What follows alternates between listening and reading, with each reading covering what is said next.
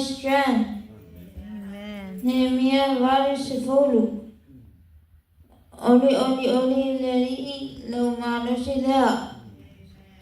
Lau se lau pese. I never lost my hope.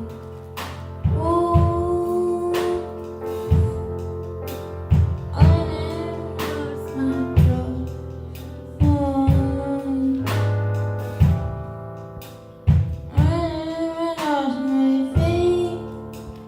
But most of all,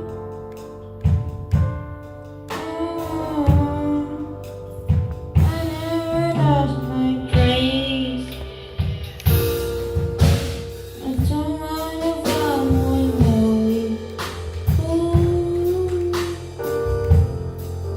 I don't mind.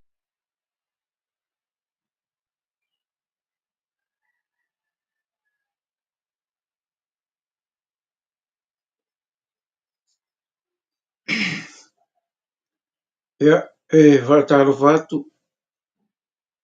i au mo mea mai e mai se foi o paaga o le tatou mafutaga i lenei fiafi.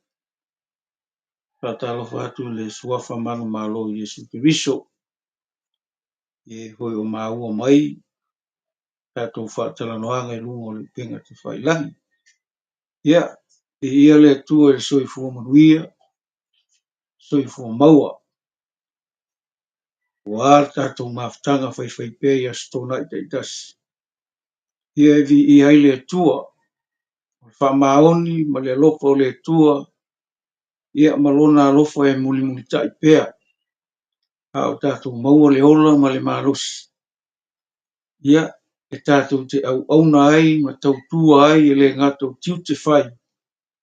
Ia, o se mea o loo e alala ma e papa ao ai ma au mau ai. Ia, tātou ola i neiso i fuanga i le tu mau. Ia, e o le inga e ave i le tua. O lona alofa ma lona wha maoni. E le ma vai le i lana tau singa mana i o tātou tangata. Ia, patalofa atu le nei fiafi tātou maftanga i le suafa pa ia o lo tātou li o Iesu Keriso. Ia o le lava suafa na te waia se mea le lei, e le ngata fu i lea, e na te whamanuia le tātou whaasoa, ia e maisi o tātou tiute, o whaiva o lo tō ngā lulue ma au au nai. Ia i tū e whio le leila o langi, ia o le neipo kalama, ia tātou te whaasoa ma whitu wha ia e ala i lea whio ngā le tua, ia i ia le li leo tātou toi maua le nei whilo inga mata ngō whi i lo tō wia, ia mas tātou wola, ia i le whaasoa mana ma le fua ia le tua i o tātou tangata, ia vi ia le tua i le malosi, ia ai mai se foi.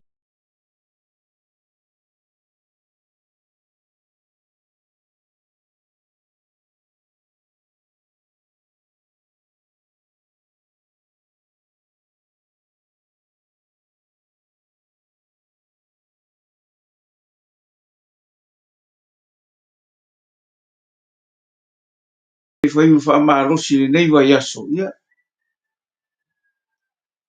whai matai muanga, ia ele i o le asa pate a tai au, ia o le afu se upo le angarue mai ele angango le tu ele o kuspa ia a koa, ia o se vaenga o lana fionga tātou te whaasoa, ia i mwhai ona tātou whetuwha, ia awale le leo le tua e ala e ana upu, ia o lona wha maoni, ia o lona lofa, ia o le saolotonga, o le file mu o le tua, ia tau tai ai tātou i mea uma, a o le tātou wha malosi le nei ia, o le a maua le i seia nai lima tōru, vai upu mua mua, vai upu se fulu tasi ma le se fulu lua, le lau kango i vai kau,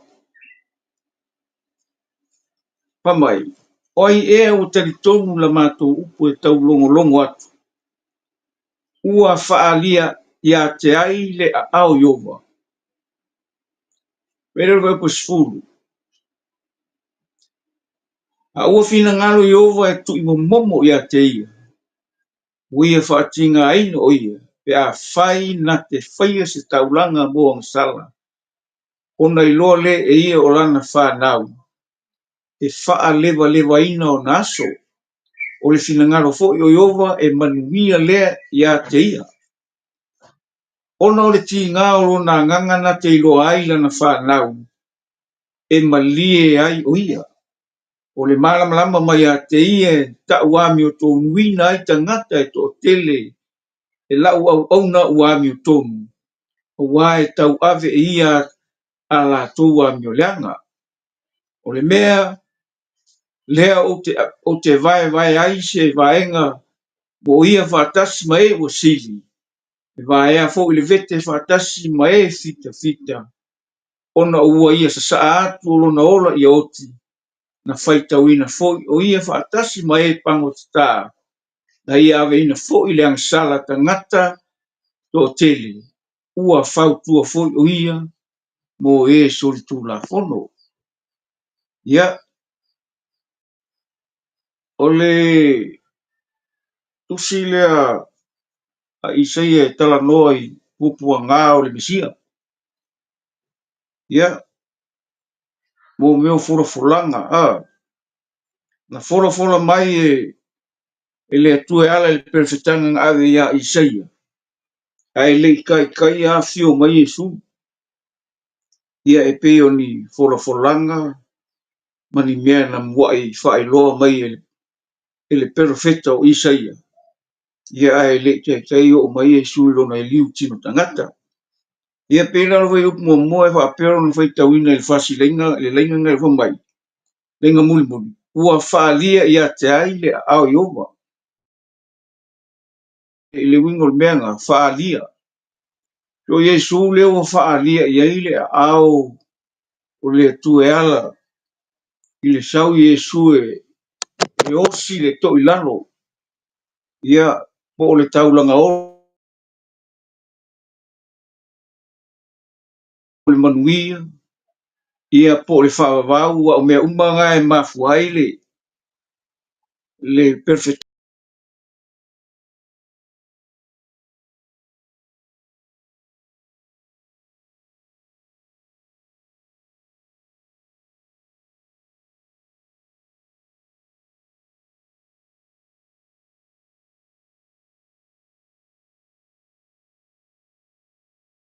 O ona mawhatianga ina ia whaaya ina ma ia whaataunu ina le whina ngalo le atua I le lalolangi e tusa o le whio mai o lona aropelo Yesu te riso ia waka ku mawhau I kele I o mea e ngai mawhua I le mea nga mawhua inga pua ngā ma whaki ngā inga le ali I le ngaka o ngā wha lava lava e kako ke malo lo ai ioi e kako ke sa loko ai e kako ke file mu ai ioi e mau e kako le malo longa o le kingo o le mawhau ma le loko ma le anganga o le sile me mawhua mai I ki ngā o le li e whai mai whai pue whama lima o ngā wa mangua o ia e sa ui whamai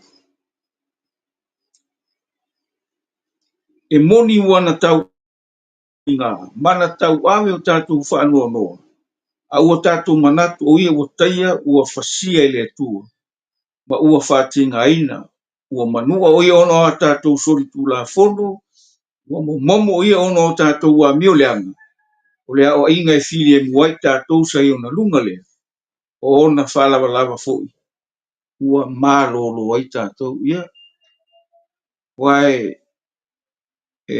kele hoi o kaimi o tātou whaasoa I le alofa ma leanga le leo le tua nisi fo I vaenga tātou te whetuwha I ai ia leo o le nei fiafi po le nei tuaso leo tātou whaasoa ma tātou whetuwha I pua ngā o le li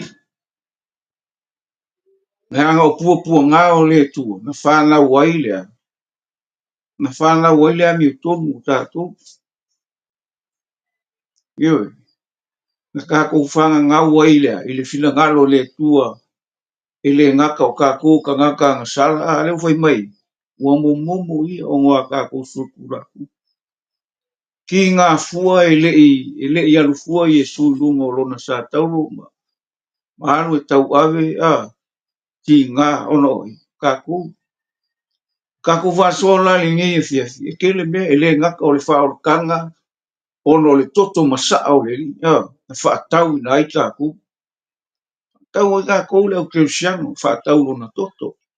I ona whaalava lava e mālolo ai lo tinu, e mālolo ai lo mawhau o lo loto ma lo wanganga. Aisea, le anga o mea inga mafua mai ongo ki ngā ma pua ngā. Ura kākou ori, o kākou la, e le whapea e kākou ke fifi le bū, i le soifuanga ma le olanga o kākou i le ai. A kākou le mafo e kākou ke whapea fo i o ngā ui le li i ti ngā ma mawhutianga le la, e whapea ngā hui kākou. E kakau e kākou ui, au wana whikama whainga kā, o mea e kākou ke mangui ai, e le whaingo fia walo le mangui. E le whaingo fia, aisea, mea ngā ui e pupua ngā, whainga tā, i le teimina, sau ai ma fio me le li e whaatino.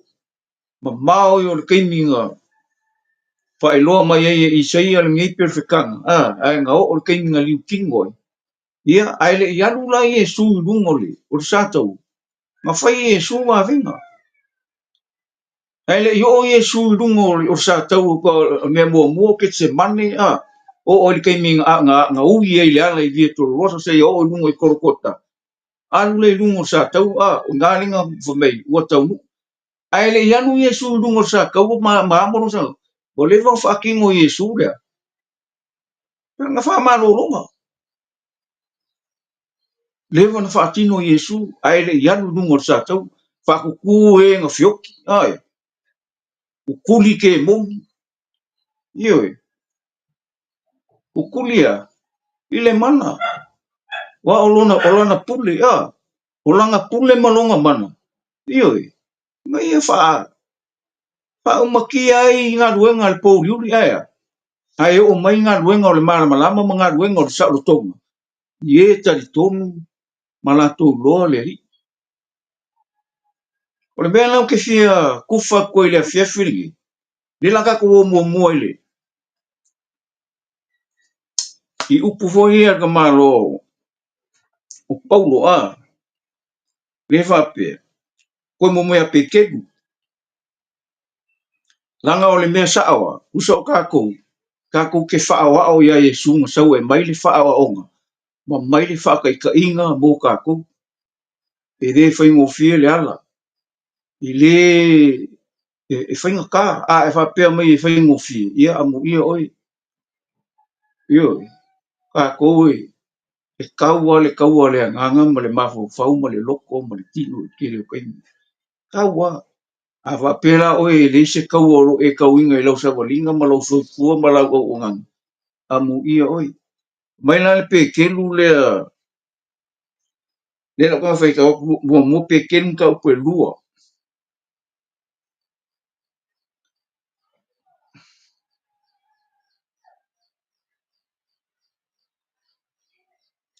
Ue lua sifulu. Pea. Kamai. A wā pe sa se di inga e maua.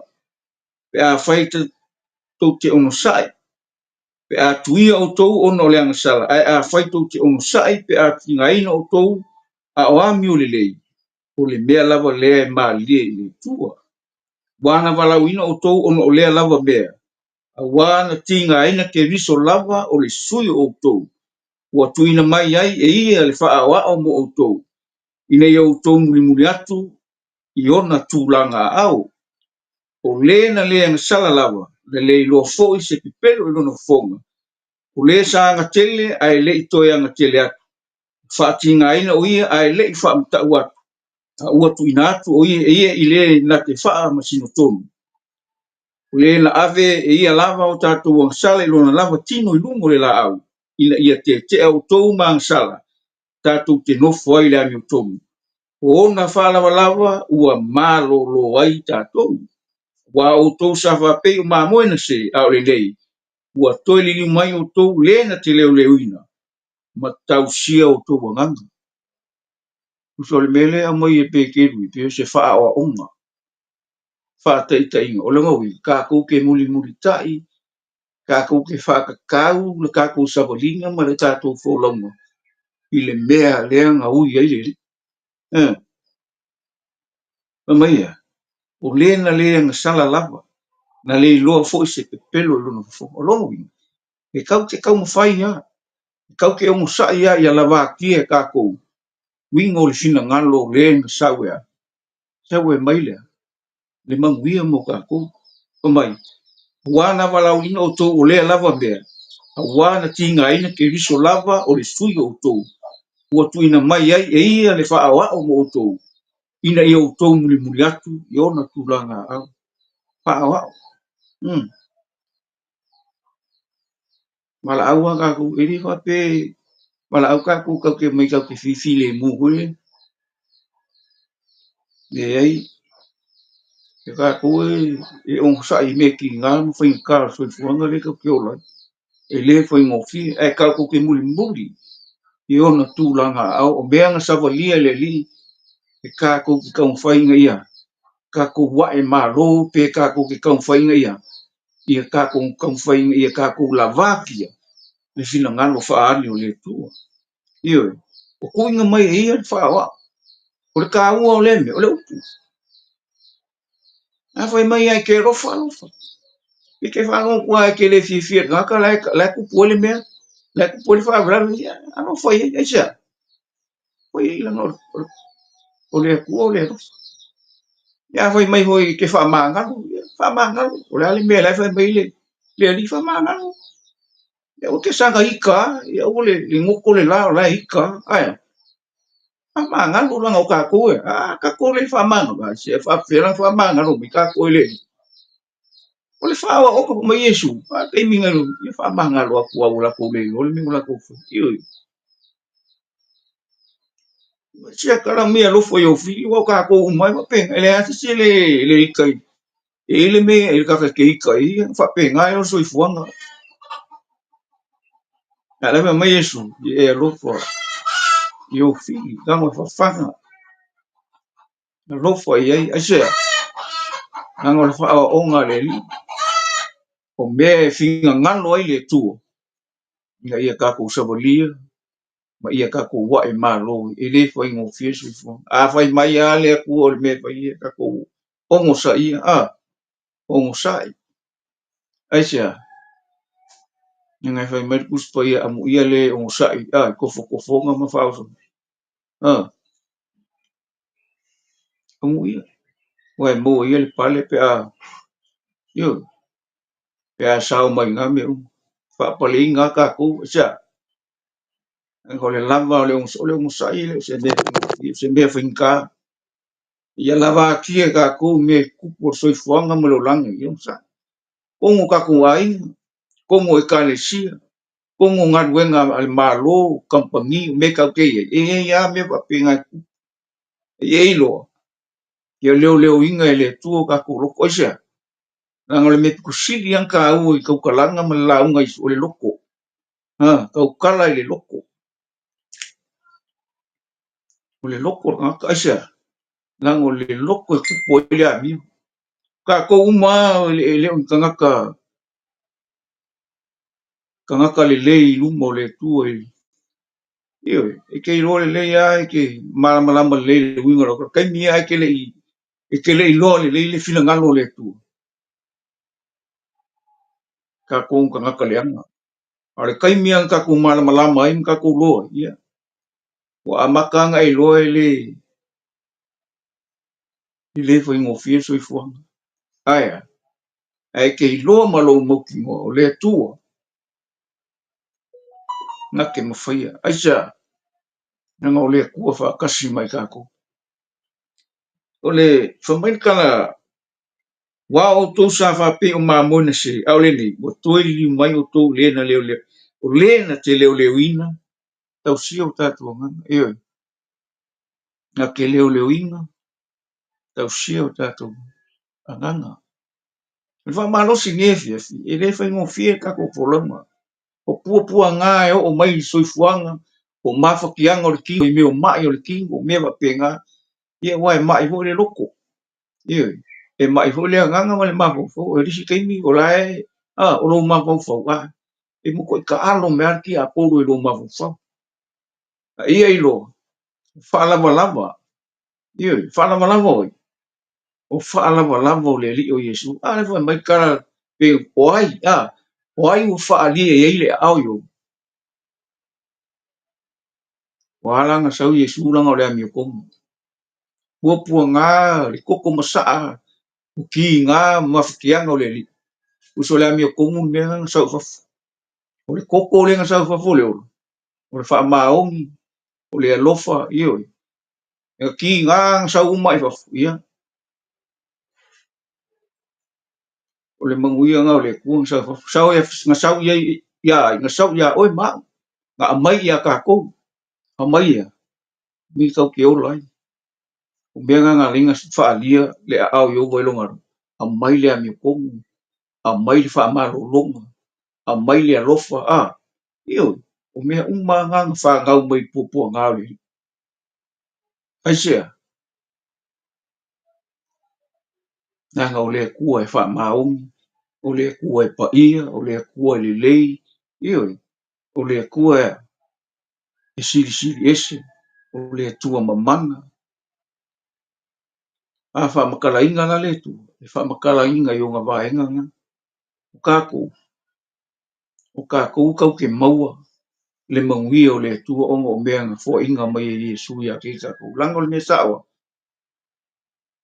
filifilia e le tua lo ngalo langa o le ami komu filifilia e le tua lo ngalo onga o le alofa tu noa filifilia e le kua lo ngalo langa e fa maungu io filifilia e le tua lo ngalo langa e mauti noa io o ka koula nga saule o Yesu saungia le saungia le kaulanga le o nga pua nga mo nga mafakia saungia isa le anga o le kaulanga o le ami kumu kaulanga e fa maungi o le kaulanga o le alofo o le kaulanga e ako io wa anga fa pe e se kanga ka e ako e mafai anga ko foi e si le fiele wa e sesi me nga ringa sau Yesu sia e ako e le fina ngalo le puolo ngalo me nga vai wa falia ia ke ai au yo fali mai le ilonga alo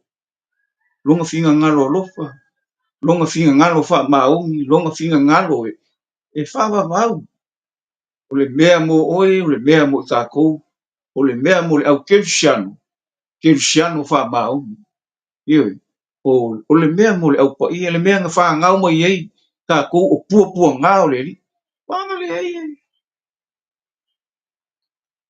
pinka ai vi ia le tua ongo le alofa tu no ia tika ko le si mau le si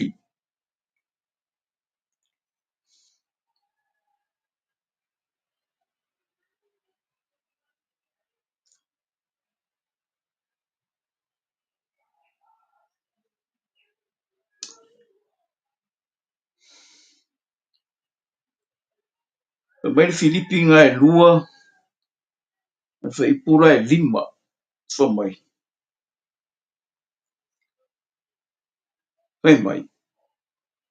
ia te o tou foi le manatu sa ia ke riso Yesu o ia sa winga fa tasi ma le tua e le manatu ia o se mea faoa ina ia tusa lava o ia ma le tua a ua fa maulano ia te ia ua winga o ia fa tasi ma le polonga na ua fai o ia fa pei o se tangata na iloa foi o ia ua tino mai le tangata ua fa maua lalo ia te ia ua na ana ua o ina maliu o le maliu le i sa tau o le lava mea o le mea lava lea ua matua fa ai na ai o ia le tua ma fo ina atu iai ai ia te ia o le suafa e silisili suafa uma lava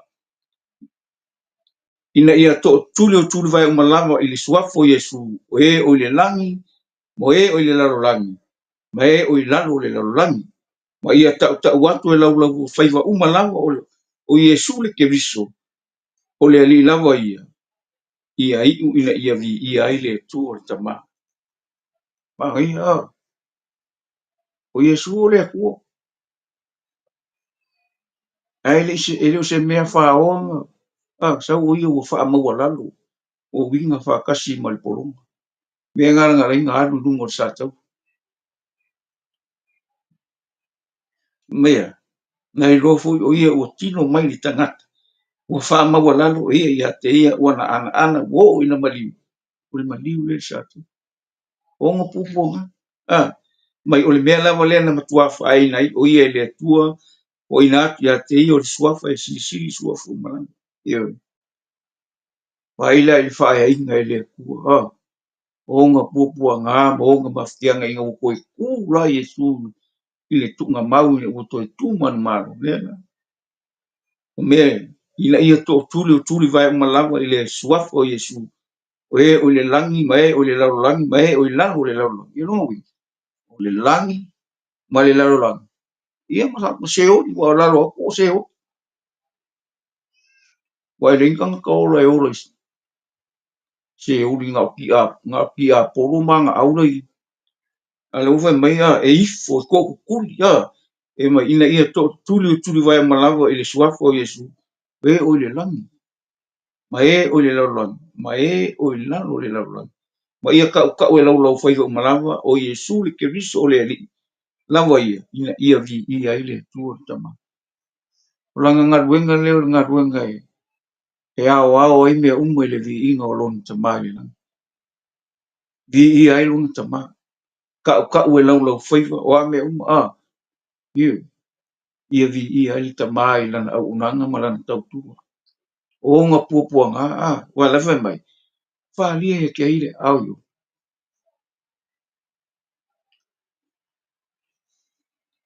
falia ia ke ai o Iesu falia ia ke ia puapuaga ma mafakiaga a o le mamanuga mulimuli mai sa faaeaiga ai o ifa mai kala a le makaʻapule i le faipule lima ia iā te outou foʻi leva manatu sa ia keriso manatu o a manatu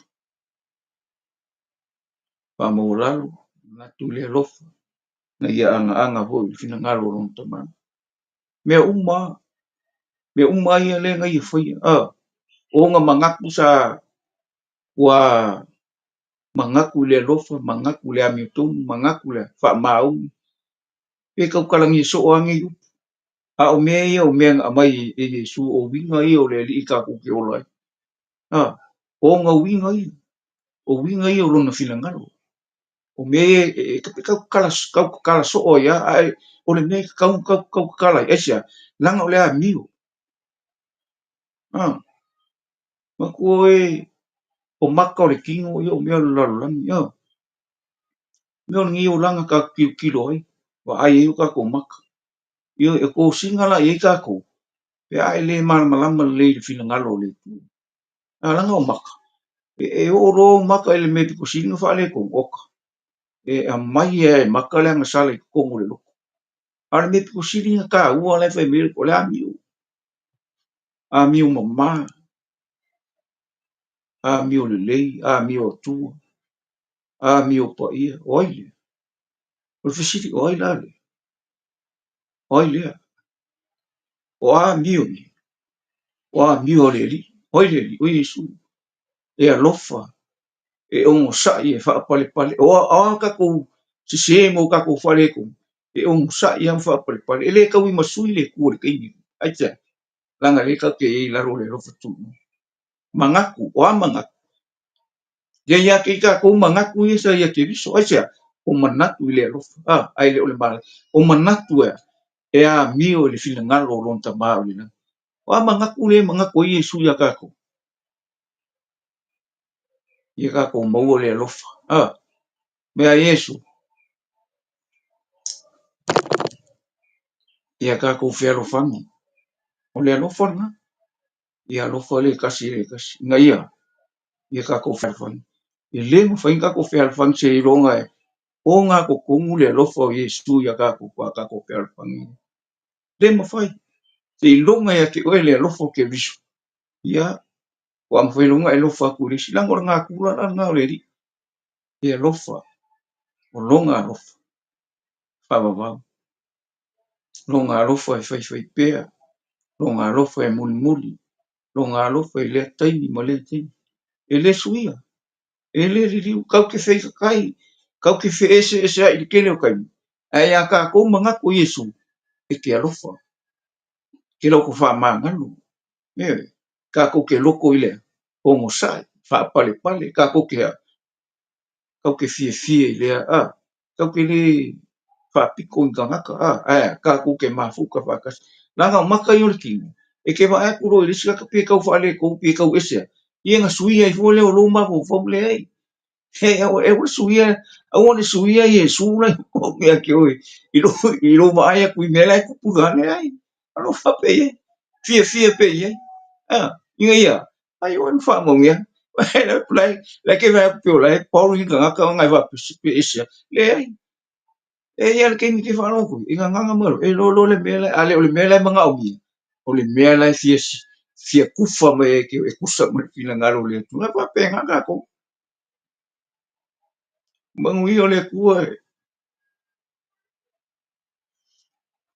ale se me lau kanga pe ia le ia o le ko le ai ke o le li ia ke o ale file mu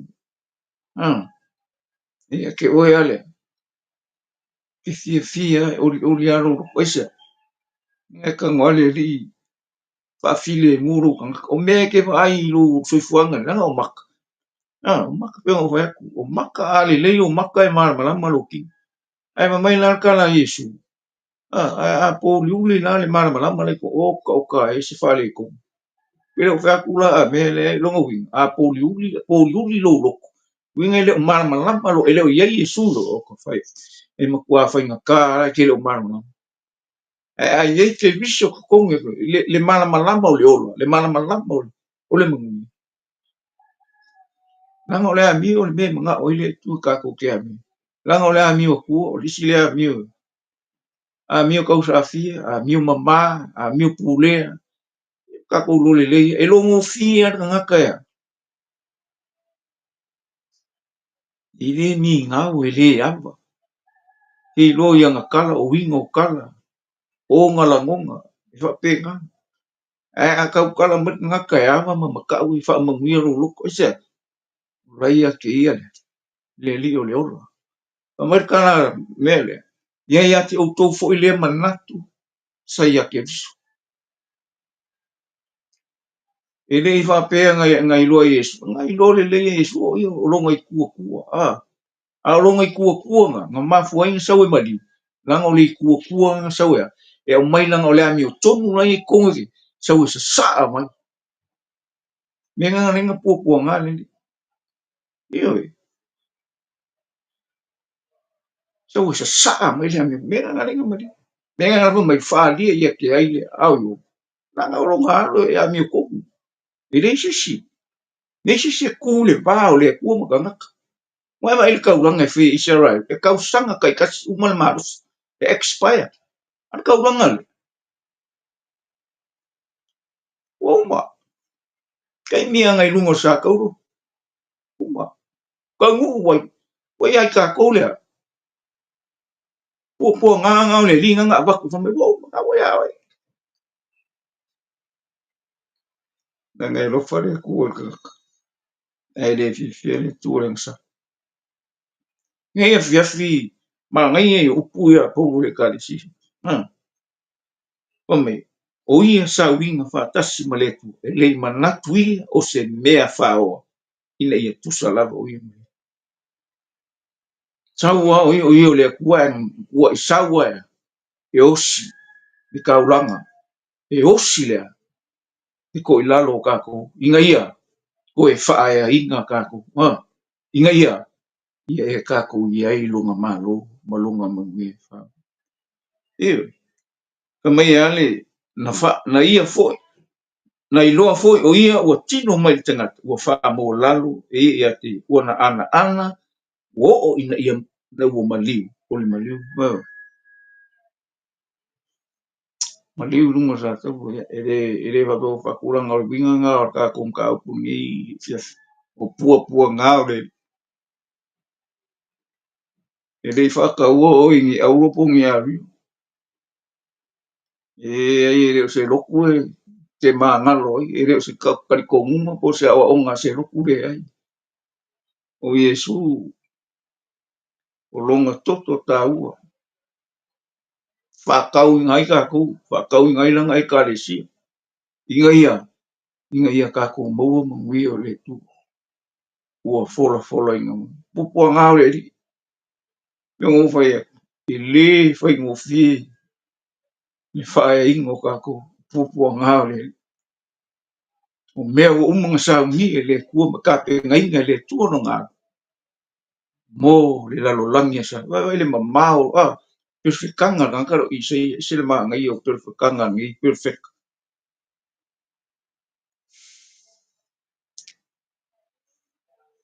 laga o le uiga o le igoa kaka fa'aolataga a le atua le uiga God's salvation le uigaga o le igoa o le kamaloa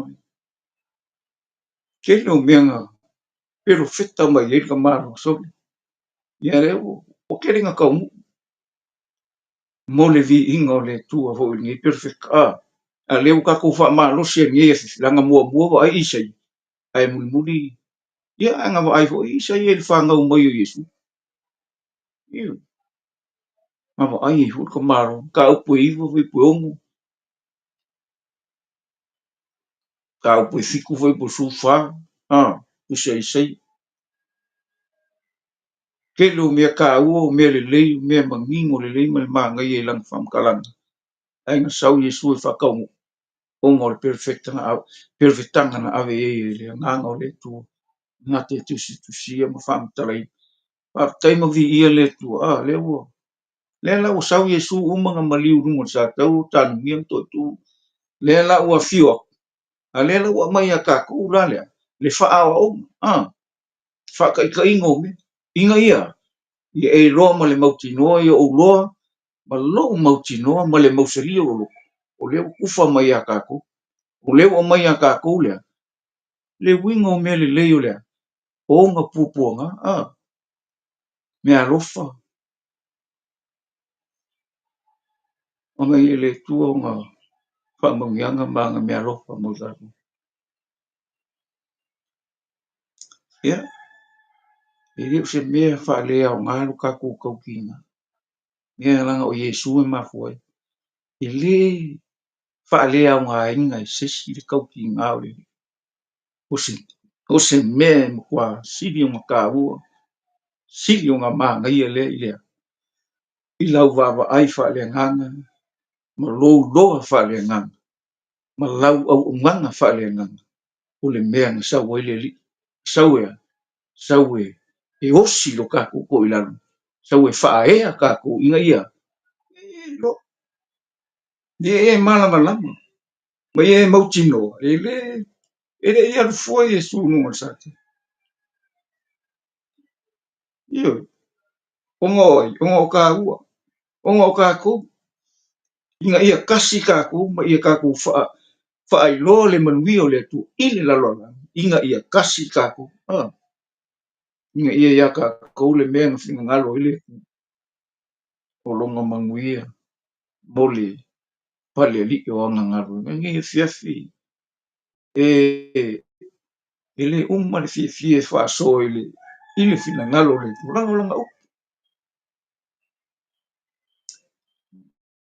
laga upu ea fa'amagigo ma fa'amakala i le fa'amakala ma fa'amagigo ma fa'ailoa iga ia kakou malamalama lei lona finagalo iga ia faia mea uma e vi'i ai le atua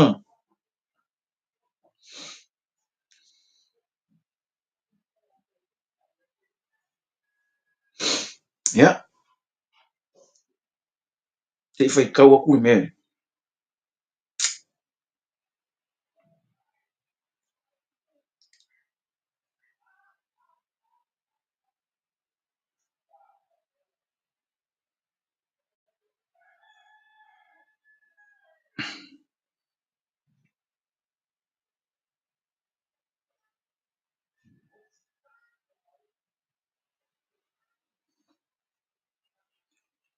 e fia vakule le ua mua pe tenu ta au pue toru vai pue lua lua.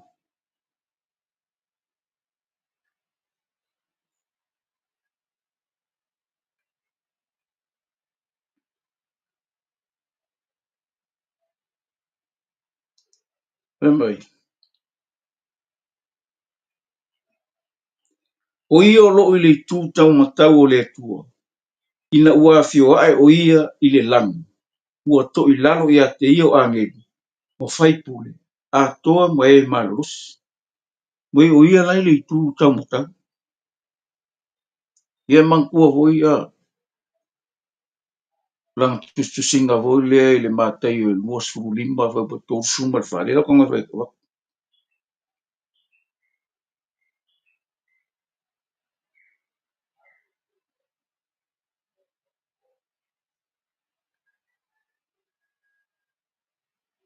Mai. O le melea. O le winga o le mele i le tū tau matau. O le kūle pi e kalangoa ngai lea miutonu. Pi e tala noa le tū lea o le tū tau matau le tū o lea miutonu. O le kūvo i la lea lenga whamakala ia le mea lenga i le ngofo alifa mai. Pe a sau le tali o le tangata i lona mamanu. Ma le au angilu pa ia ua wha au angilu pa ia umalau. Whaatasi mai ia. Una tia i leo ia i lona no fua li mamanu. Whapotopoto ina fo i ona lumo onu umalau. Ona tu ese ina le e ia o la tau e ia. Pei o leo ma moe ona tu ese ina o ma moe ma oti. Ona tu waile e ia o ma moe lona i tū tau matau. A o oti i lona i tū tau ma vale. Mai le hoi po konfa, ona whai atu ai le o ie, ona whai atu ai le o le tupu. Ie o i lona i tū tau matau o mai ia. O tau o wha amanu ia ina e lo tama. Ia whai mo o tau tofi le maa lo. Ua sao nia mo o tau. A o le i wha awa ina e rangi. Pio le kūre ka makau. Pio la ka mawhau whau. O le i tū e wha amanu ia ina. E pia kalango i meo maa moi. Pia kalangoa nga i le kūle. O lo i eile a meo tonu. Ma le wha maoni, ma le lofa. Ia e wha penalo na wha mtalaina. Ia o le si hoi me. O Iesu lai whau kua mo kaku. I le tū tau matau o le. Whau kua lai nei whai mai eile. Pusile a kako i sa ia le. Mai o lai le kū kam kau o ro whau kua mo Iesu tu la fo. Hiu ka ngoi whai kau a pē.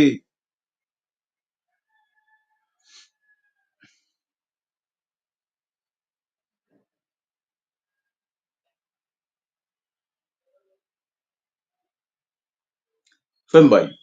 O le mea langa. O le mele o te vai ai se vaenga mo ia whaatasi mai e usiki. Vai a fo i le vete whaatasi mai e fita fita. Ona ua ia sa atu lo na ola i oti. Whai tau ina fo i o ia whaatasi mai e pangota. Na ia ave ina fo i ang sara tangata e tō tele. Ua whau tua fo i o ia. O Iesu li tū la fo. O le whau pua la. Uso Iesu o le kūkau makaura i. Na te whau tua ina. Ele ngata o le ekaresi. Ia. A o longa lue mai fo lona nganga mo e o lo. E leo mara malamba le fina ngalo le tu. Ili ngai whaasoa ili ngai fiafi. O le mea mongi. O le mea mongi e le kaungo fi kako. E le kaungo fi. Kaungo e fika. O le kau o kako. O le oki. O le oki ai ola kako. O le mea sawa. Ua kokongi e sui longa oki. Lo kako ola. Le ola la lelea.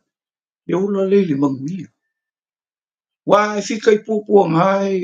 E se mea mami. O se mea makua mawa e male makui male makauki. Le mea nga ofo inga mai Yesu. E ngofo ia. Wharia ia ke aile au yo.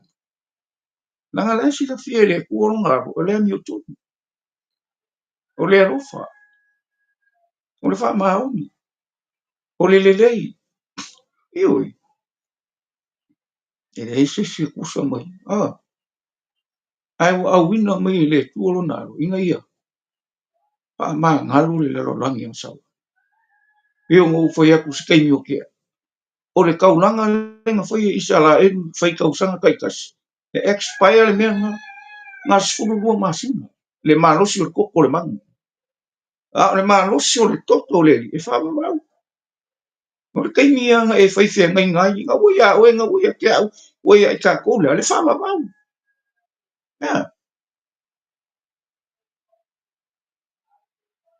O longa maliu, whakau o i tā kōle na toto, mō le whawa wau le ola le manui. O le whaasoa ia nge whiawhi, o le mea mongi. Kau ke le la wā kie lo kako wora au onga. E kei ro le leia le mea kaunga e hui ai ma le mea kaunga e mafukai. Inga i ei lo. Whai le whila ngalo le tua kusa malanga upu. Kako o mā moenga se, le whai mai le leia. Kako o mā moenga se. Ua li liu mai o ia nga ke leo le unga o kako o nganga.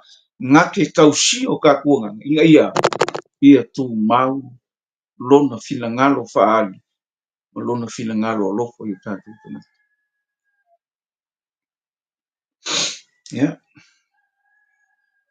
Tukanga whai kaua kulisi maule.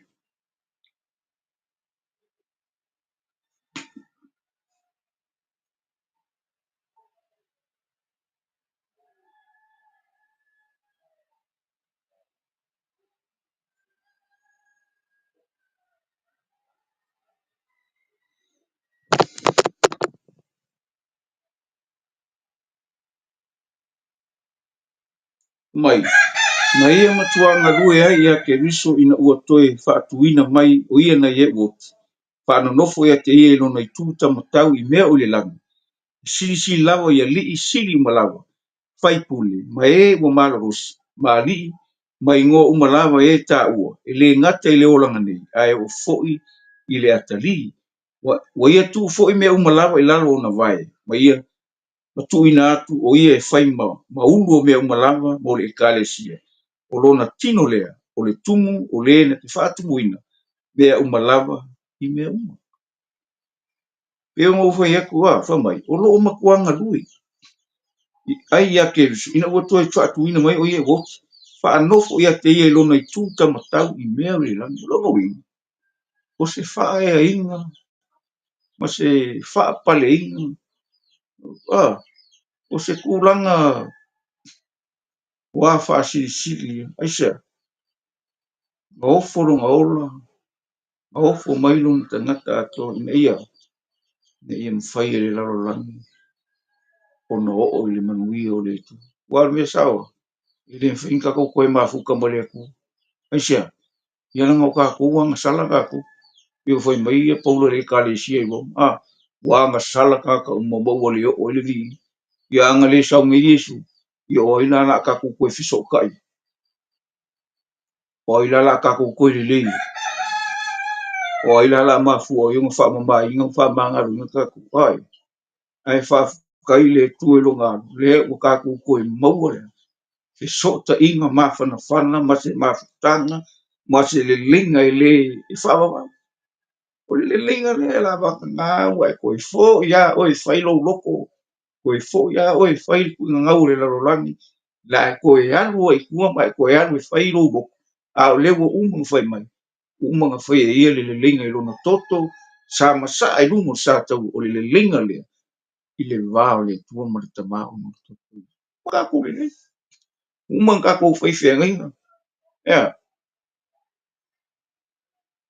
ia nei whapea mai, hoi le li, holo utino le ne, tofi, kofi aku le kingo, ia, o le ale kofi nganga ua inga ua ai le kingo le li, ua e mamama e pa ia ma e marosi ma elu, ia koe mai ma le ipu, mai ingo le hipungi o le whea ngainga, ia nga, whai whea ngainga, ka ua i o pupua ngā o le li, pe whamakana soa, au se mea ia ola i kako whalonga, ma ia tu mau o tātou lo, ma ia tupu o tātou lo, le mea le whinga ngalo i hili.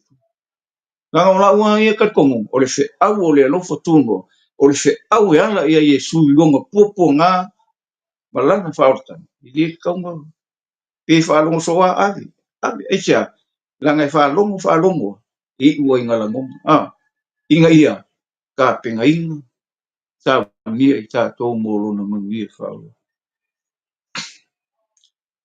e makua hoi le ngora ukala le nga whaku, e sau Yesu e liu kingu, e le i o e lungo sa kau, ia ua whaina nga wha maloro, ia,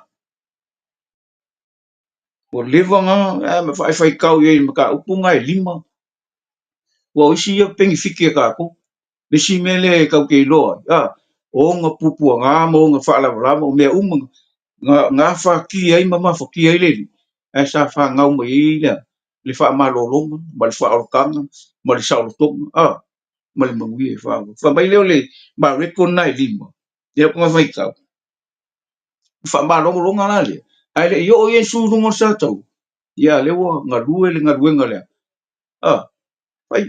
whai wawenga, ngā ke wha malolo,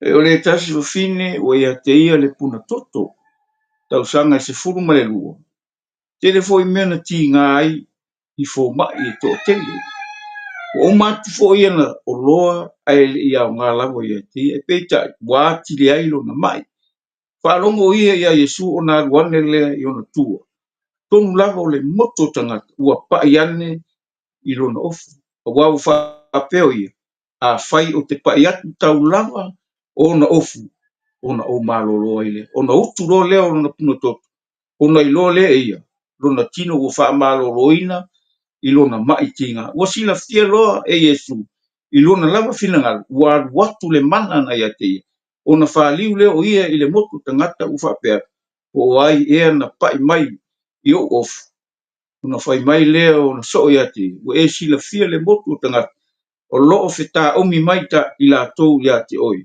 ai te feta lai mai ia, o ai na pai mai ia te ua sila solo foi o ia, ina ia sila fia le na whaia lea mea, a o le fafine ua matau mga tete, ua nei lo le mea ua whaia ia te ia, ua sau ma whaapa o ia i ona lumba, matau tino atu i le tomu ia te ia, a ua fetalai atu o ia, lo wafa fine, ua e ola i lo whaatua tua, ina wia oe, male manuia, ma i e malo lo i lo maitina, o le mangai o le mele, mai kala na whafingi, ua uma akua nga kupi, ua uma i fō mai, ua le malo lo, ua ngaka, e le ngaka ile, ua kiri e inga ki ngā, longa loko, ua kiri inga whakele inga longa mai, onga fō mai, ka korora e ele, e eire kaime uma ile poko le fō mai, e eire kaime ngaka ilonga iloa, ilanga ka lengi malanga nga winga na wale fai bai, mai whafinge, ua uma nga kupi, ua uma aku, ele se kali, ele kali mai, ka kororo la ele, ia, ua na ole tu, ale maa ngai ala mai ufa alongo ia kala Yesu, tau rofa mai, ole a upa ia kulonga ofu mai, a fai o te pai tau lava ono ofu, ona o malolo, ke lol maa ngai ole mele, ole kosonga mai ngai whafinge ole mana,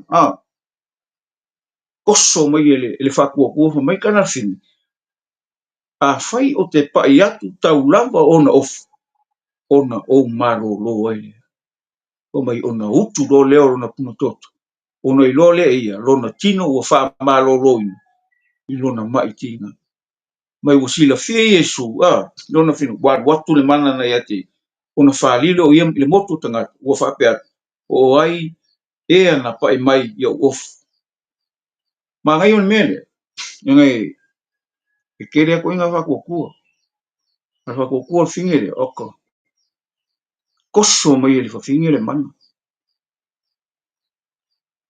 ka koe, oisi aku wha e ola kou lima i lungo e mama, al mele le ai, e meikala le fingi, o uma nga kupi, o uma mea nga, kaunga whai e waku i fōma, e le malo ronga he waki le lunga ki nga, ai wha maila nga kala,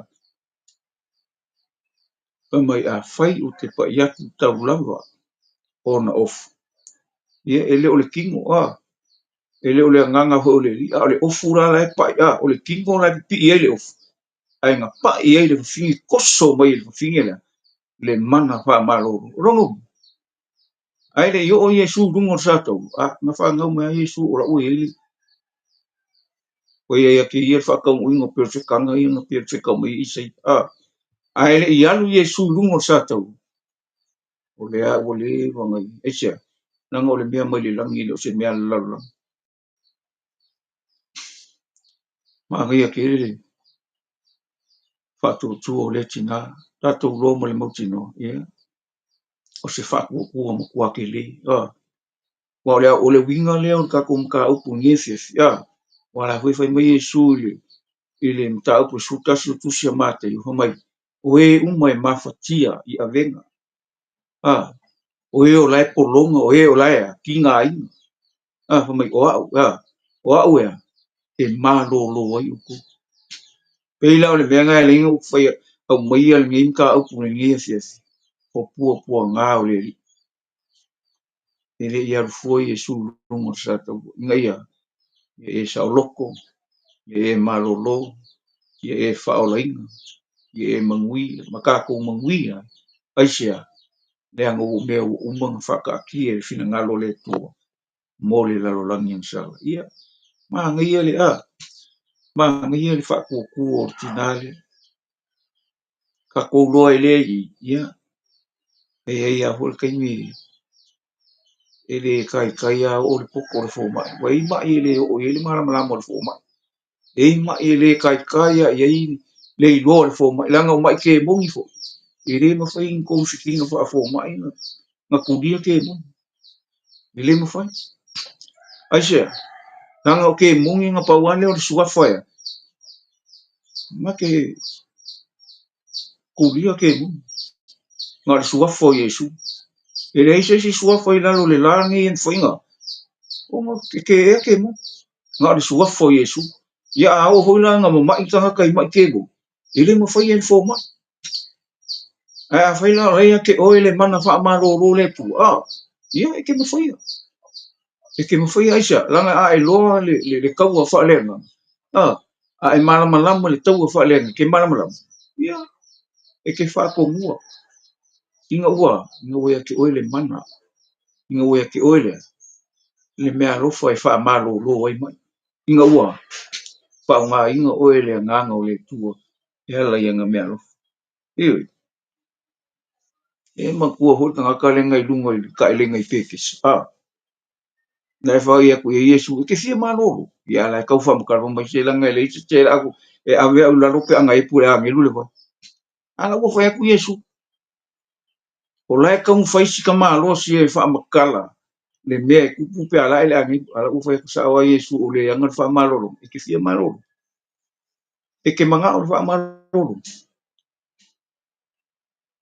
mai lo kala Yesu ku lunga ave lo mo ko malo inga ua fa longo ma fa ile mele fa mai ile ele unya ka ku kala ele unya ka pa ua le me manga o ile nganga o le tua o le karikongu ma le fa ku inga ia pa sa loko mai ka ku mai I mea I le la va ki e ka ku ai ma fa ile la ngai le se me finka le ai fu se me I le ma fa ile tu ia e ho le me ngani ku pule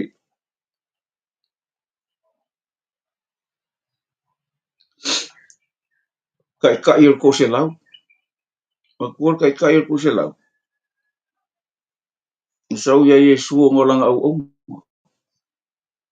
o le mea la anu Yesu la o ma e fa mai kai ko se lau le ai o au fo I pule le si kanaka e I kan kai pule ia o au ke pule I au ngole a le pule la le manga o le tai tai o to se lau o se feta lainga le tu va mai sau feta lainga o ke alma e maloro mai kala Yesu oka wa ai le se fa o ke le ia isa la o le upu nga o sau feta lainga ai fai kau e le luka ngai se kua mo ka se fu mai sau le la kong fai kau pie ma ia lo fai kau le ka u o pu nga le ngai mau e ka ku le ka u le nga o mea vai fa mai kala ka maro nga o sau fetali wa ma ngai le fa ku a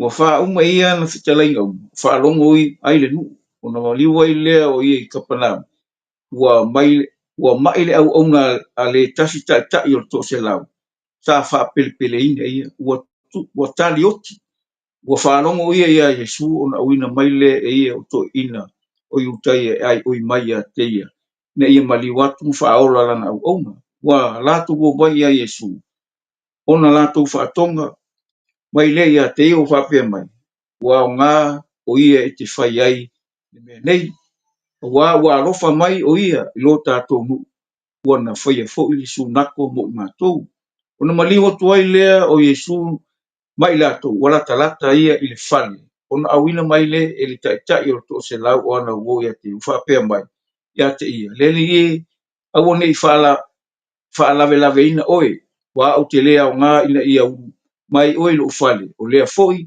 na ou manatu ai ou te lē aogā ona ou alu atu iā te oe a ia o'o mai sau fetalaiga e fa'amālōlōina ai la'u ouna auā o a'u fo'i le tagata ua pule ai le tasi ua ou pule fo'i le ʻautau a a'u fai atu i se tasi ina alu ia ona alu ai lea ma le tasi ina alu ia ona sau ai lea ma la'u au'auna ina faia lenei mea ona fai ai lea ua fa'afofoga Iesu i nei mea ona ofo ai lea iā te ia ua fa'aliu o ia ma fetalai atu i le moto tagata e ua mulimuli mai iā te ia ou te fai atu iā te outou ou te leiloa ia Isaraelu lava se fa'atuatua fa'apena ona te lē ia o kākou kaimigi o kākou lai ai mea alofa e langa le mawhaia kākou nga whaia le ngā luenga e ai e rei whaia se pere o le mālosi o le fika e ai o le anganga o le tua o le mea hoi kākou ke anga popongi le tua pe nga whaia Iesu ma Iesu o i lunga ia ke au le anganga ya nga ke wha au ia ke nga ke le no foi kau aku e le fa pe e nga kākou i loa o le upu kākou woro la ngai foi whanga o seva le ngo nga kule ai mai ia ke bo uma ko lo paulo uma ko lo Yesu a oi oku ia ko inga mela na e le fa pe o le fa longo le upu ai le o lai e ka ngai ia ke kākou me a lofa le nganga fa tasi ma lo le upu ia male maftanga male nganga pai e le fa pe e ke ia o so ku fai le ia le mela ngai mo a e so ku lai ke le o ka penga inga e le o ia ke o e me ka o le o ia ke o le me ka ngo fai ia ka mo ke le fu o le wala me ngai ku ale me sa o pe mai ia Yesu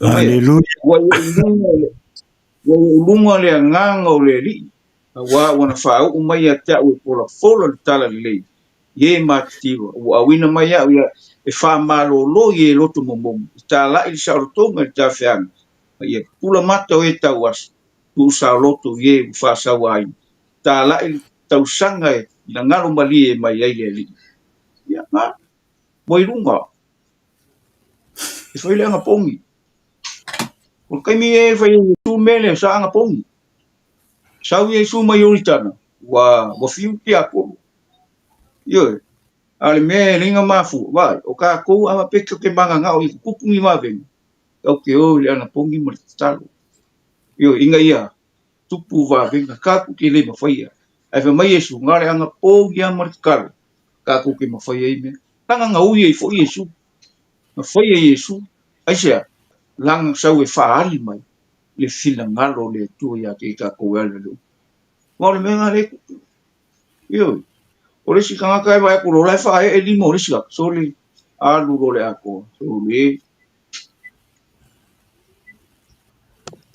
kire fa ia ku fa pe a me le ai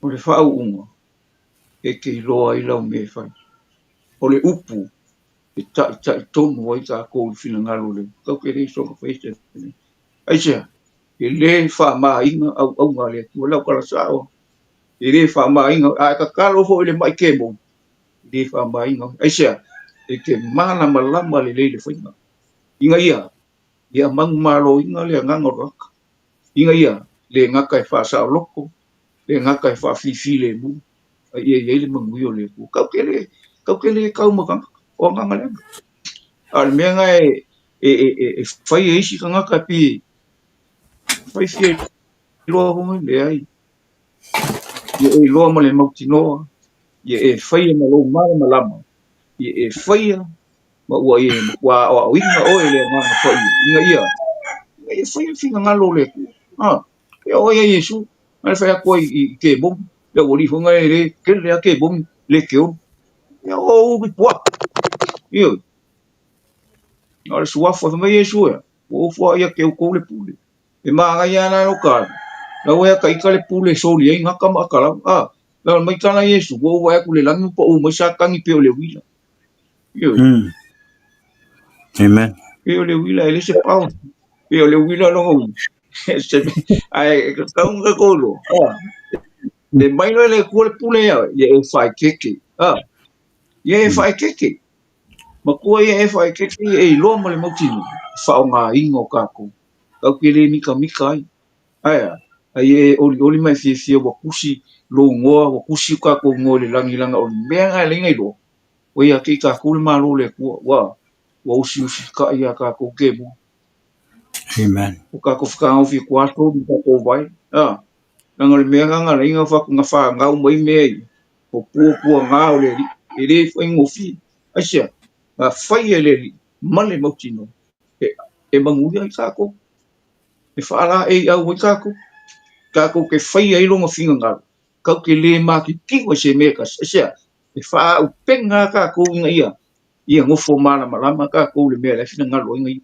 io o me io pupu ngalo le le foi ngofi e ma fuale ai am se foi ngofi ngai ka ko manga ku fo ka ko ke ma fai ni ka ko kupi mangi me le ai o lo fa mo lalo le tu e kusa o le menga sa o Yesu sa o fa aea oi e o fa aea ka ko le e ka le si o umang filifili oi le ka le si o umang filifili ka le si fa ring e le ngi roku o ka ko le ka le si o umang filifili e ka le si mama e ka le si pa ia e ka le si o ye sa o tonga ta tu ki sa loto le fina ngalo le e fiafi e o ke kaliko le wingo fa lava le wingo pupuanga le wingo le toto masa wingo le sa tauro o a mea uma e onga pupuanga ia lau fai mai kuspa ia e le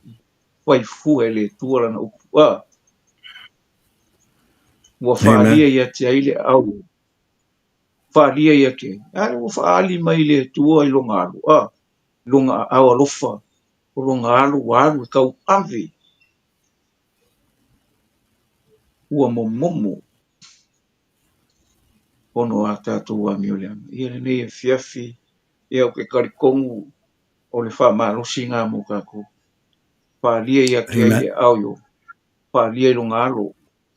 Sau longa alo le amiu kongu, le aloko, wha maomu, o le lelei, o le ongosai, o le wha pale pale, mea uma, whaalia ke ia, le a ao longa maa inga ia, au mai a kako le manguia onga pupuanga ia.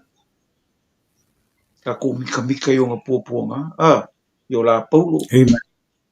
Kako mika i onga pupuanga aisia, onga pupuanga, kako manguia ai, kako mawai le alofa tu no o le tua. Ia le ngei fiafi kako fasoa, ia, mai le isaia, le lau whaikaua kua umailoa.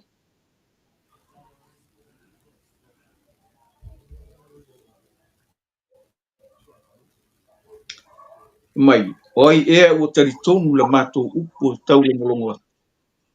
Pālia ia te ai le ao yo. Ia, ia o kala hule le a paulo ka upo sifuru pusi o Roma, upo sifuru fiku e tupu le whātua le tau longolongo. Ia, o le tau longolongo le fionga le tua. E le ungi kala ungi pāngeka, e le ungi kala hoi ungi mea, o e ka ua i le o langa ngai, o kala o le langi, upu ka ko whakukua le tau longolongo. O Yesu leo, i le afionga le tu. Ia whabai lea, ua whalia ia te aile au yo, ia ua sau Yesu pa i loa le fina ngalo, pa ali mai a kei kākou, e manui o le tu e ala i kukua ngā, ma ona whaala walawa, pa mai le o le whai upunga i se fulu, ia kausukas, a ua fina ngalo yo wai tu i momo ia te ia, o ia whatinga aina o ia pe a whaina te whaia, se tauranga mo ang sala, ona i loa le ia o lana whanau, wha lewa lewa ana as, ina o nas, o le fina ngalo fo, o yo wai manuia le, ia te ia, ona o le ti ngā o na nganga na te iloa i lana whanau, e malia ai o ia, o le malamalama mai a te ia, ta uami o tonu wina ai te ngata e tō tele, e lau au auna uami o tonu, ua e tau ave ia la tō uami o leanga, o le mele au te vai na ai, se vaenga, o ia whaatasi ma e wasi, vai a fo i le vete whaatasi ma e fita fita, ona ua ia, sa sa atu lo ngora i oti, vai tauina fo i o ia whaatasi ma e pangota, na ia aveina fo i le angasala, ngata e tō tele, ua whautu o ia mōli sotu la ia, tako whamarosi ngā mia fiaf, o lewa ngā fora i saia, ia, sau Yesu e liutinu, ia, whatau nuu, ia leo waru Yesu, o Yesu ngā whiriwhiria le tua, mō lona whinangalo, au kākou, a whiriwhiri kākou Yesu, kau keoia, whai ngu uma maso, ai, mai ale, le yoange su lima suo, e le whiriwhiria o koua, a o ngu whiriwhiria o koua, i ola e whai ngu uma maso, ia o le ngeia fiaf, ia o kākou whaasoanga, whiriwhiri le tua lona alo, mai le i saia ngai whātua, ia kau whai kau, pa au te la o auna, o te tau fia o ia runga, le na au whiriwhiria, ua fia ia i lo loto, ua o tu ina atu lo nganga i ona lunga, na te ua tua, le wha masinonga monu ese, na te le alanga, na te le leo tele, e le la ngona fo i lona leo i leana. Le unga pepe na te le ngausia, le vai o muti iti na te le tinei, o le wha maoni na te watu ai, le wha masinonga. Ia, Yesu ma, whiriwhiri e ronka mā, inga ia, pai alona whina ngalo. Ia au Yesu nga ia whiriwhiria kākou, inga ia, kākou whai alona whina ngalo. Whai kākou maunga soo, whai kākou maunga kingo, whai kākou maulanga e kāresia, whai kākou ma Kirsiano, ia, whai kākou ma ngupa ia. Ia whai kākou ma oskaulanga, whai kākou ma kaulanga ora, e vi ai longa sua. Ia, o se whaamalosi le ne fiafi, ia whaamanuia le tua, i se whaamalosi ua le tau lo whinangalo, ia whaamalamalama, ia whaaliloa tilima, ia whaatuputele le tua le manuia o lana upu, i se upu o le ako koa la whaamkalanga ni e fiafi, ia whaamanuia le tua ne fiafi, pao ngā hoi mo kākou, ia wan ni wikendi na ia, manuia me uma tātou te whaia, masau ni atu mo sa pati e tai au, ina ia whaamanuia mai le tua ia tātou fufu. Pai ia, leile tua ne fiafi, ia tu le tua tātou mafutanga, ia vi ia lava le tua i me uma, tu sol tātou por kalama, ma tātou whasoa, ia e mai se foi, tātou whātalanoanga i lunga, o le Jesus Istiansa. Ia o Yesu ringa, o lo tali, ia hoi ngongu, nā te whaamanuia, ia te tātou, ia, whaamanuia le tua ne fiafi. Ia, via le tua, ia, aptai le tua le ne fiafi, ia, e ala ho i lona upwhasoa le ne fiafi, ua apena ua, sa whaasoa i le lona auaunga, le sunga ia tala le e se kia, ia ilunga o tātou polkalama ne fiafi, ia e whaptai le tua, ia, ngona lava le mawhanawhana le upu le tua, amen. Ia, o le tangata haolaina ia ma le tangata ua awele ola i le tua. Ia, e te taua ona e whito Pesota'i ma tumau i le atua. Amen. Ia e uia e te me tātou te whai ma tātou pa uai ma tātou fo i tua o mai luma o i tua o mai luma. Ia a o le atua ia o le atua alofa. Amen. A whai fo i sa e pa u i se aso ngei vai aso ia. Whai mai le atua e la vea ia le atua oe. Wa ngai whai mai e le salamo e tolu sulu ma le wha. A lon whai po sulu ma le iwa. Whai mai tele lava mea e leanga e o i le ua mi o tonu. No winga o lo tala noa ia te oe tangata ke visiano ma le tangata ua ave le ola i le ri. Amen. A ua fo ine i whapeo la ua tātou mai lo e tātou te au auna mau fo ina atu le ola i le ri. Ona whapela i ua tātou sao ma ua tātou le lei luma o le atua. No, e ali teime tātou te sasi e luma o silapanga le atua. A nai whai mai e le, whai upo sulma le iwa, le tusi salamo tō wha, te le lava mea le anga e o i le ua mi o tonu. Ia, ai lawe ina o ia e le ali, i mea uma. Ia whapalangi, whai mai, the righteous person may have many troubles, but the Lord deliver him from them all. Ia o le vi inga nai whaftai e le atua. O a fo ia mawhatianga ma pupuanga e o mai leo langa ma lousa valinga mo oe a ia maleali. Awa tātou te pole o lo o iei o le atua o lo tātou au nai o le atua manumalo. O le mea lea e au ngai o na tātou mafuta pe i le aso ma le aso. I awane i motusia lo mafutanga o oe a ia maleali. Keep continue serving God.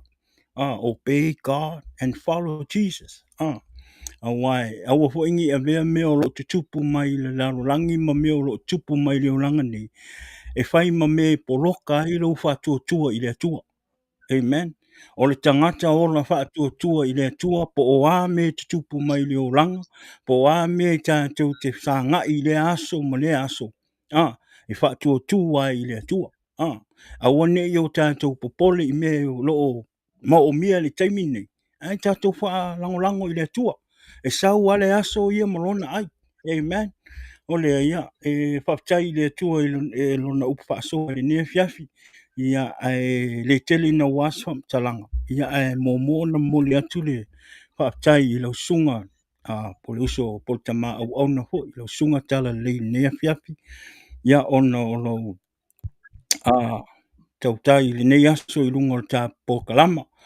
Tai fo i amatanga ino ta pokalama ia ono isi fo i fuanga ia ono pisi fo i nei tangata ia e tai le tua ia o alu pele ta pokalama o ame tupu mai e wharangolango i le anganga pa i o le tua e tai tere i lau sunga i le nei afiafi ono ta pokalama ia le ngata i leo le upo whaasoa le atua i nei afiafi ia au wao tātou tangata o loo mata mai mua mai i lunga o pokalama o le nau e whaalongolongo le upo le tua o lea pa manuia tele le tua i lau sunga ia i le nea fiafi o wha le tua whaatama a inga lo sui fonga o lo mafofau i lona upo ia e ala i whaasoa i lunga o nei pokalama o lea wha manuia le tua i lau sunga ma le whalitua e maise le nofo ialo i lunga o ta pokalama ia e whaapatai atu fo i o tātou a inga wō me masangi lunga o tātou pokalama i le nea fiafi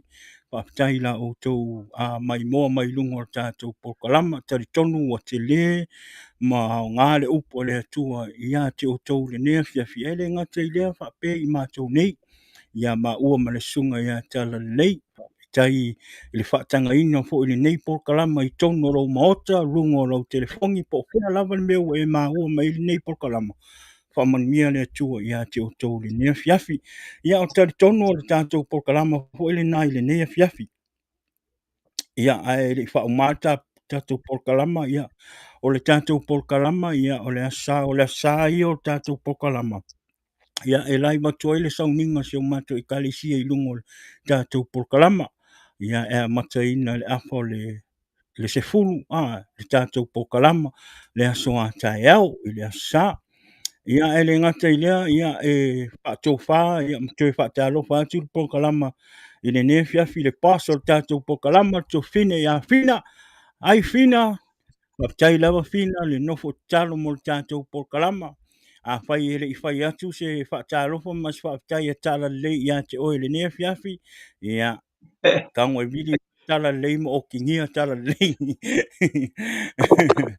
ia e whamanuia le tua i le nei o makai au le lotu whamone mole a au fo ine i tele na tātou mai runga tātou pokalama ai tātou te leo le lotu o umatai au le lotu e tāpua i le tua ma avelvi inga i le tua amen au fo ine i ngalo ma le tua mai le nei pokalama i la autou talo whamone mole e mau umia fo i ia i ma ua nei la autou talo atu e mau ai fo i le malosi ma le nau nau ia e mai e whaasoa le upo le atua i lunga o le tātou pokalama o lea ia pi ia le atua ia manuia le aso a sapati le aso a tai au tātou wō umalotu a vele bi inga ma le whaftai i le atua ia ma whaalongolongo le upo le atua amen o lea ia manuia te le lava fuafuanga o le nei le nei aso amen ia whapenao na whaatasi le atua mo tau tātou whailoa i le aso a tai au tala nei